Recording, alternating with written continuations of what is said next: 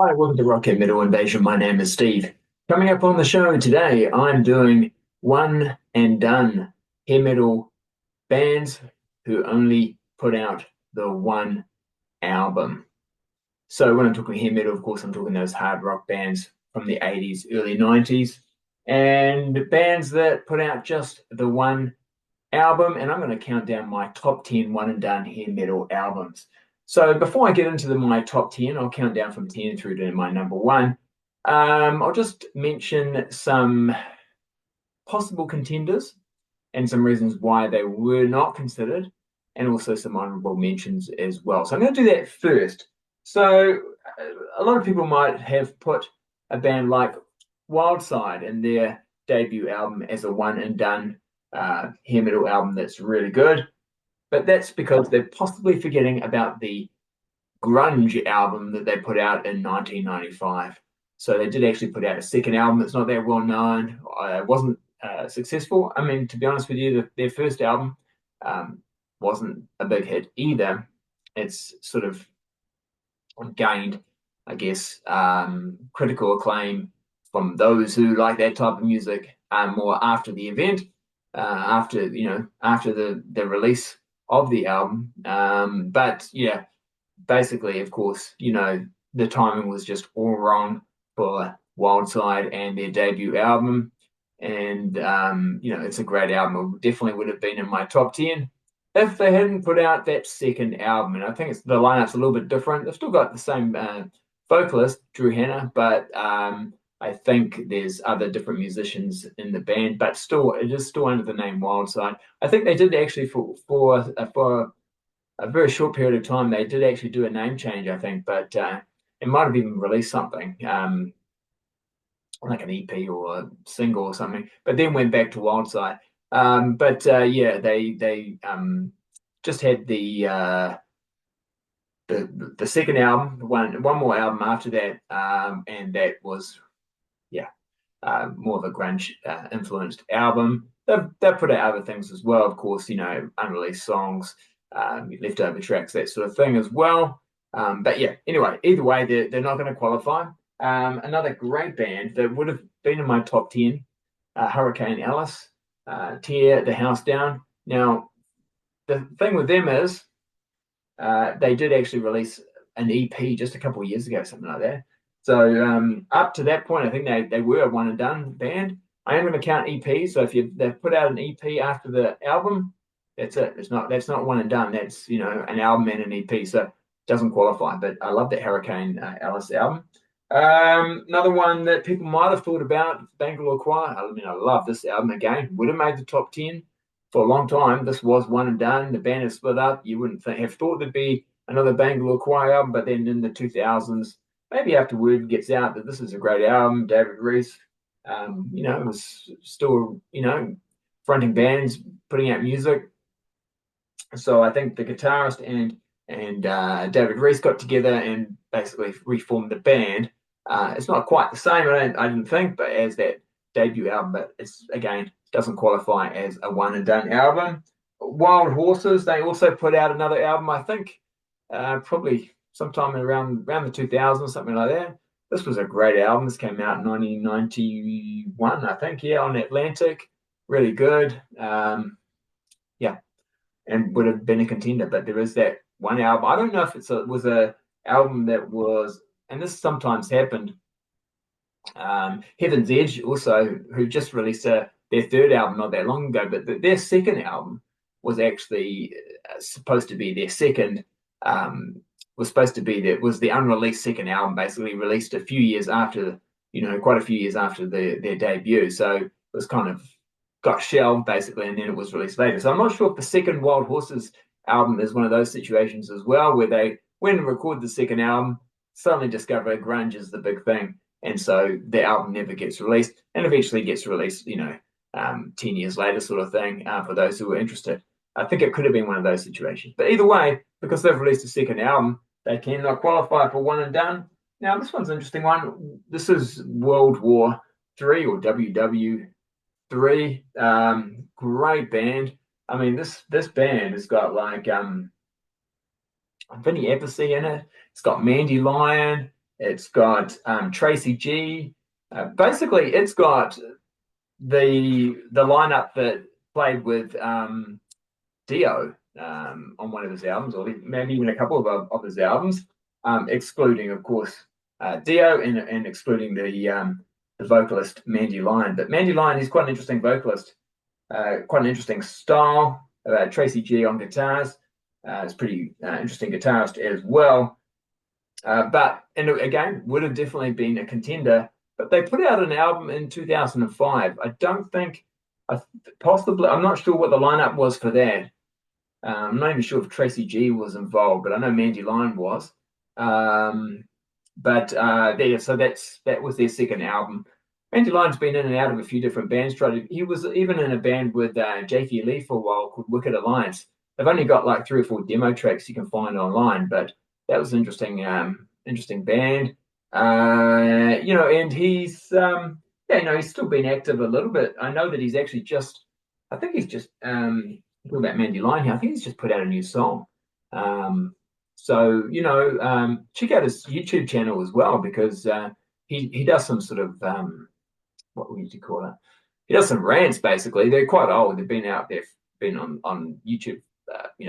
It's just recorded, been put out quite a few years ago. But he does a few rants. He's got one particular rant talking about Axl Rose, which he's obviously not a big fan of Axl Rose, which I found quite interesting. But anyway, check him out, Mandy Lyon. World War III. If you haven't heard that debut album, it's really good. But like I say, can't qualify for the one and done. So I'm doing a lot of chat before I even get to my top 10 one and done. But I just wanted to mention some of those ones that were almost in contention but didn't quite make it. Now these ones now coming up are genuine honorable mentions. They qualify. They could have made it, but they just weren't quite as good as the 10 that I did choose. Now, first one is actually a CD, because there is a vinyl copy of it, South American or something. It's like $500 on Discogs. It's a good album, but I wouldn't pay that much for it. So I don't know. Hopefully, we might get a reissue or a release on vinyl at some point. But I've got a CD, and it's quite an interesting album. Definitely almost alternative a little bit, but still definitely that hair metal aspects to it as well. And they definitely got the look. If you look at the back cover here, they look very hair metal, but interesting band. They were managed by Vicky Hamilton, who actually managed Guns N' Roses for a while. It's on Geffen as well, so, but again, it's that time. I think this is 91, 92. This comes out, so yeah. But it is a one and done, another one and done. I'm pretty sure I've talked about this band before. Sea Hags, that sort of sleazy hair metal, very sort of Guns N' Roses influenced, or definitely part of that Guns N' Roses scene, along with LA Guns and Junkyard and a few other bands like that. And I think I mentioned this band perhaps on on last week's show. Just basically a little bit dysfunctional, and just the one album produced by Mike Clink as well. So there's another Guns N' Roses connection. But there's some good songs on here, especially on the first side. Half the Way, Valley, Doghouse, Someday. Those are probably my go-to songs, but a little bit inconsistent. Similar sort of sound actually with Salty Dog. A little bit more sort of some 70s rock influences in there as well. I love the album cover. It's really cool, I think. Again, another Geffen one. This is produced by Peter Collins, came out around 1990. Come Along, that's a great song. And Slow Days, two of my favorites off it. But just never really caught on. And actually, now that I think about it, this actually doesn't qualify. It's an honorable mention, but actually they did release another album after this, like only a few years ago, I think. And it might have been again one of those situations where the album got shelved and then they put it out, a long time after it was actually recorded. Yeah, so there is actually a second album, so actually it doesn't qualify, but is worth mentioning. And the last one, a lesser known band. This is a band called Emergency. Pretty sure this is their only album. It's called Martial Law. A little bit of AOR influence on this one. There's some keyboards in the mix, but I think they sound really good actually. And yeah, still got some good rocking guitars, Hide in the Shadows, All Running Wild. That's a really good song. But so it's a little bit inconsistent, but the songs I like are really good. And yeah, not perhaps a band that most people are aware of. I'm not sure exactly where they're from. It'd be some European country, I would imagine. I don't think they're American. But yeah, Emergency, and there's another band called Emergency as well, so don't get them confused. But yeah, Emergency, and that's and then when I say another band called Emergency, they've got a similar sort of a sound. But yeah, and Martial Law is a one and done. But yeah, worth checking out. Right, and that is the sort of honorable mentions or possible contenders or ones that would have been contenders if not for some albums that were released much later on. All right, so let's get into my top 10 one and done hair metal albums. So coming in at number 10, not a band I talk about a lot, and they seem to have everything it took to be successful, but it's a bit late. I don't always like to use that excuse because I kind of feel like, this is probably 1990. There were still bands having hits. You could be successful still at this time. But yeah, it's Trouble Tribe and their debut album, One and Done album, came out on Chrysalis. The first two songs, Tattoo, Here Comes Trouble, I think there's music videos for both those songs. They are fantastic songs. When you think about Slaughter, how well Slaughter were doing around about this time, they fit in perfectly with that sort of a sound. They got the look. Like I said, on a major label.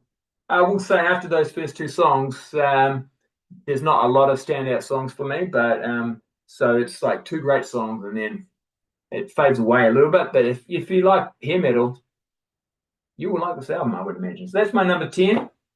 Number 9, this is Mark Free, now known as Marcy Free. He goes on to be in Unruly Child after this band, but he was also, of course, in King Cobra. One and Done, Signal, Loud and Clear.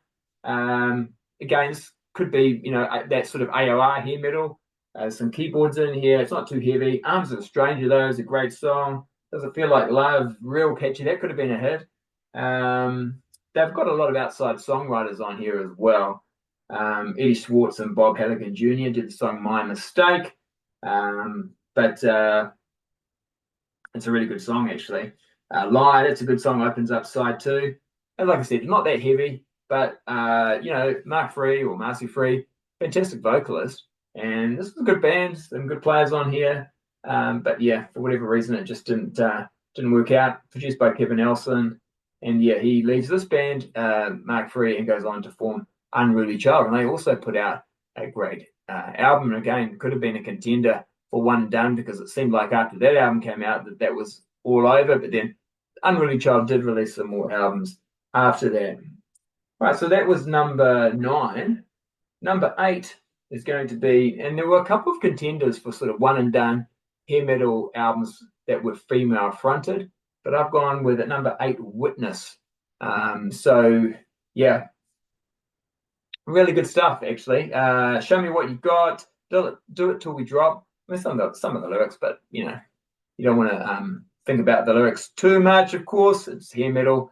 You're Not My Lover. That actually is an interesting one. So Debbie Davis is the vocalist, and from what I can see, this might be the only band she's fronted that I know of anyway.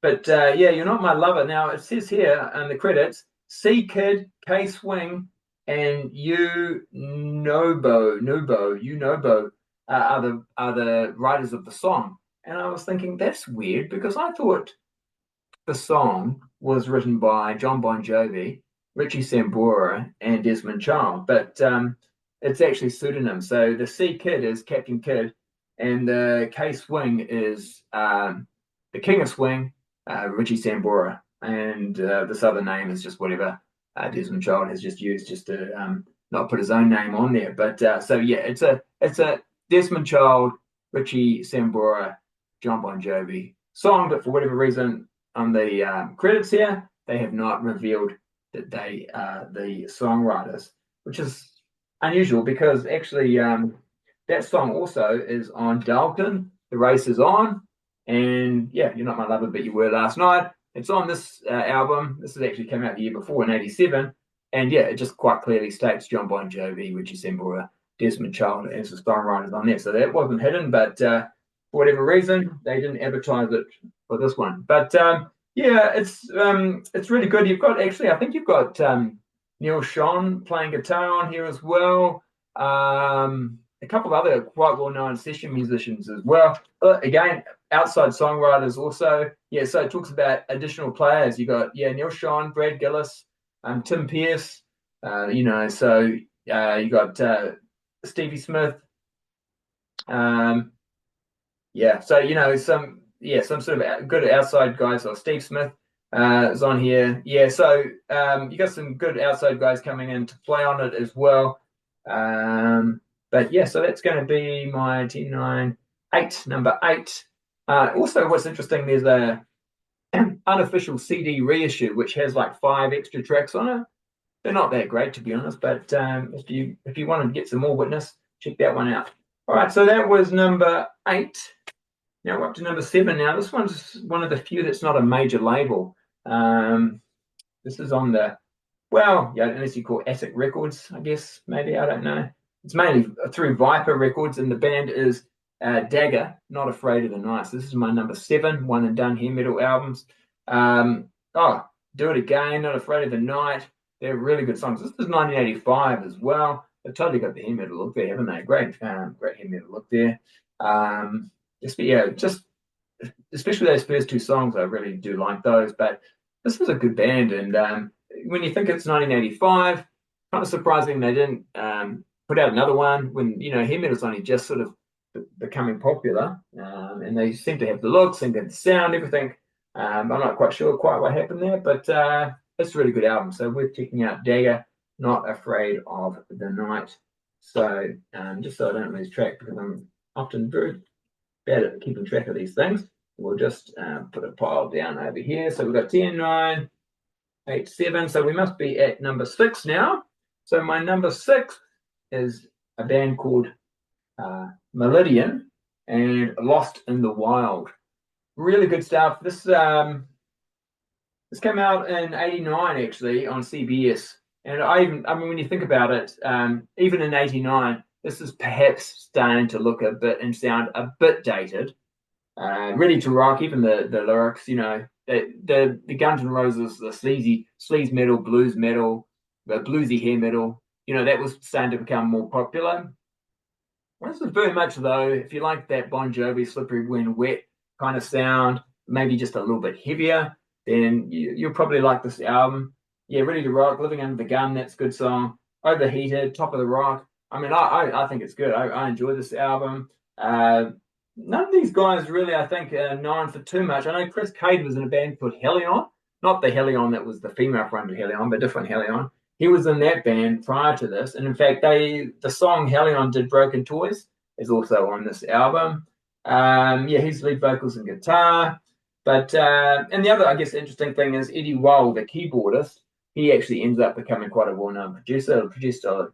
His name comes up as a producer for, especially like a lot of the new metal bands that came up in sort of early 2000s. I know he was a producer for like bands like El Nino.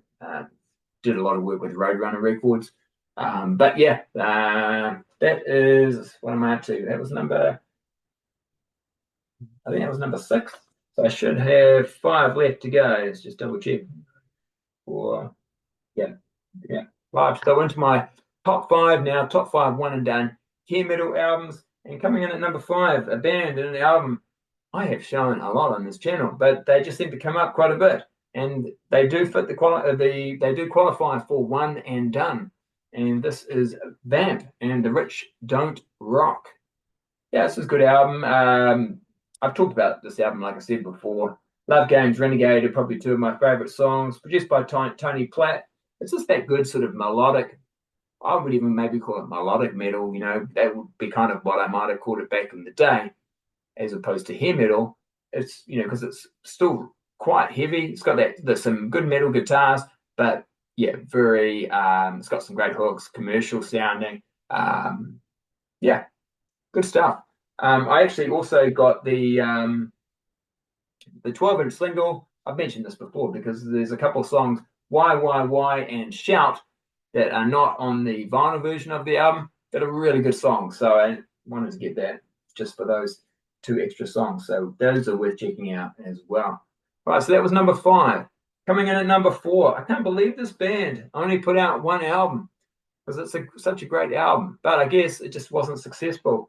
And the band is Aviator, and this came out in I think '86 or something like that. Yeah, '86, and I mean they totally had to think about how much success Bon Jovi was happening in '86 with Slippery When Wet. You know, this is not far removed from that sound. Major label production. You know, the band is great. Really good stuff. Yeah, I just, solid album from start to finish. They did actually they released a music video of a new song, and I'm sure they've demoed some songs, and there's probably some. In fact, I'm sure I've heard them online.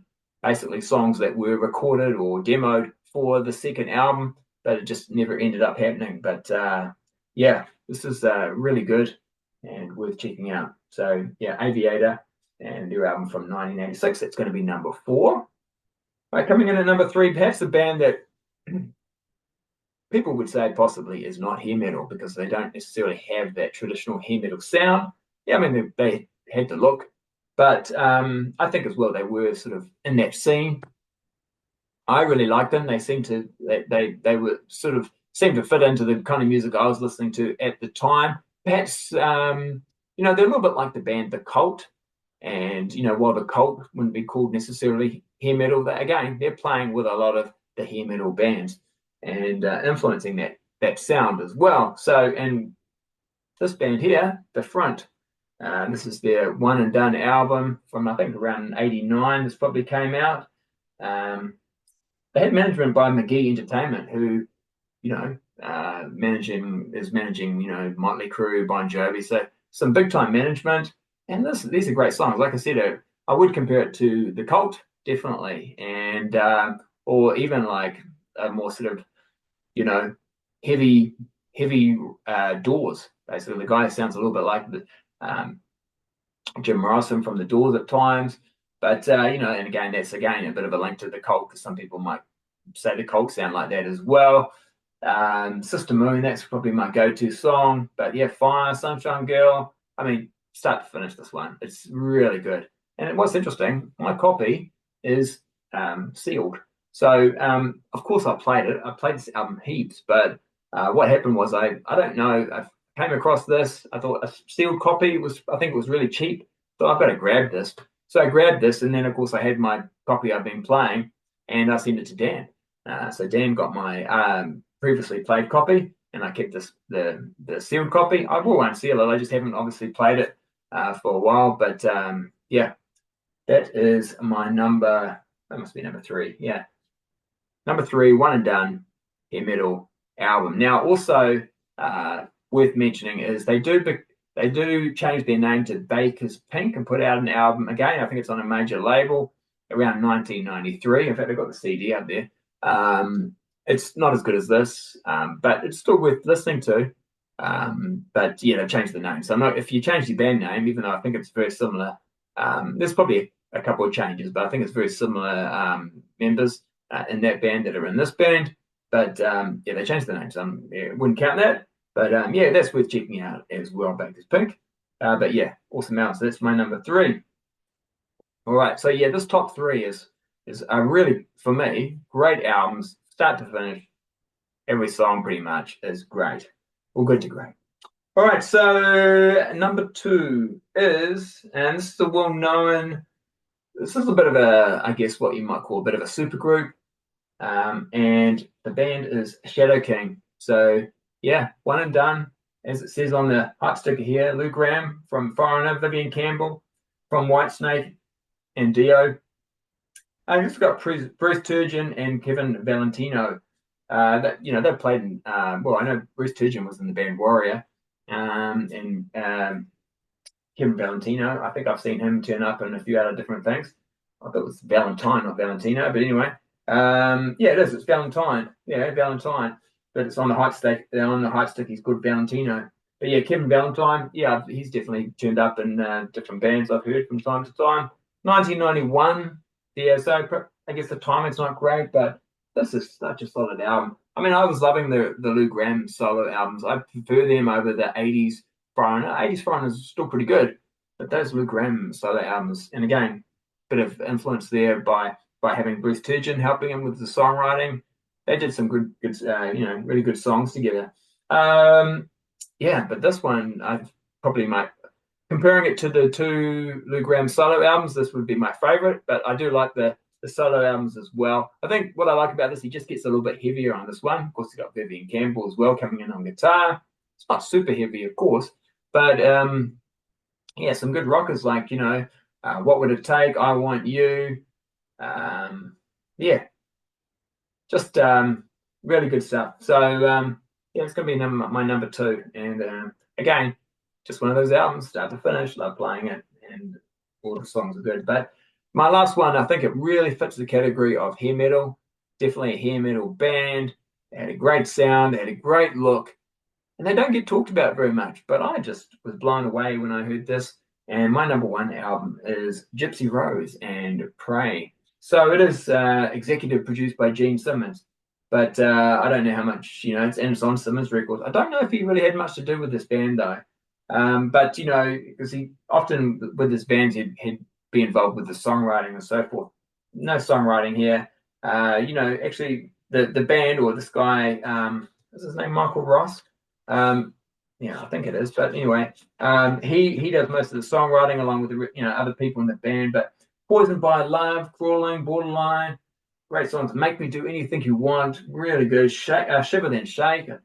And again, it's just I could almost list off every single song. Really good stuff. But yeah, 1990. This was released. They have put out some other things, but they're just basically leftover tracks. So I'm not going to count those. So they came out a few years ago, but they're basically just leftover songs from previous recordings. So yeah, there we go. So that's my number one and done hair metal album, Gypsy Rose and Pray. And obviously I've done some honorable mentions. There were other ones that were in consideration, but let me know what are some hair metal albums, hair metal bands you just put out the one album that you think is worth checking out, is really good, could possibly have been in my top 10 or was in your top 10 one and done hair metal albums. Let me know in the comments. If you enjoyed this, make sure you hit the thumbs up. If you haven't subscribed, please subscribe. And I'll catch you later. All right. See ya.